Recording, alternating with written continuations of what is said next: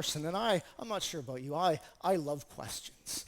I love questions because questions are teaching moments. Questions are opportunities to learn, opportunities to teach.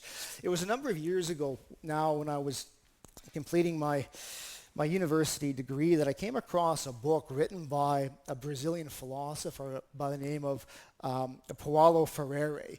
And the book was titled Pedagogy of the Oppressed. And he's a philosopher, he's an educator, and he was designing a theory of education to help liberate people under oppression. He's a Marxist and he's writing to those living under a capitalist society. And there was a lot in that book that was well over my head. I didn't understand it. But what I liked about the book was the use of questions. That he emphasized that the role of the teacher wasn't to treat the students as empty vessels needing to be filled like an empty teacup.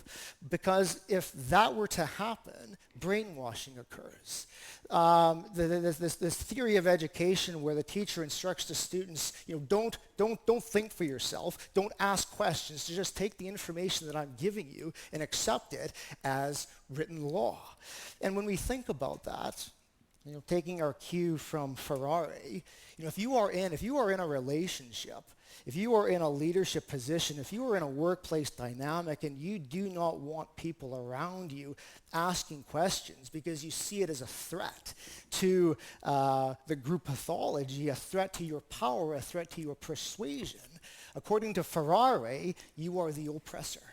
And the reverse of that is true as well. If you are in a relationship, if you are in a management situation, if you are in a leadership, in a workplace, and you do not want to ask questions because it might be seen as being a threat to group pathology, a threat to their power and persuasion, according to Ferrari, you are among the oppressed.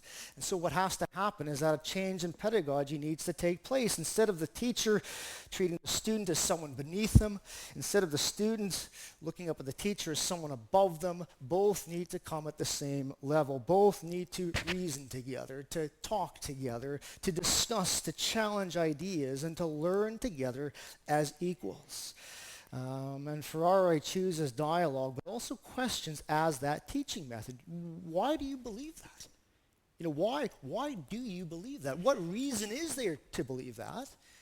And what would happen if that wasn't the case? And so when asking questions is encouraged, as you know, we become conscious of the fact that we are actors on God's stage, all with a part to play, but we have to learn what that part is by asking the right questions and looking in the right places to find those answers. And when that happens, something wonderful happens. We grow, we mature, we develop. Asking questions is the key to freedom, and these pagan astrologers are asking questions that I believe are going to lead to their freedom. They're asking important questions in the pursuit of deeper understanding of the world and everything in it. They ask the question, where is he? Now, that's a beautiful question. And here we are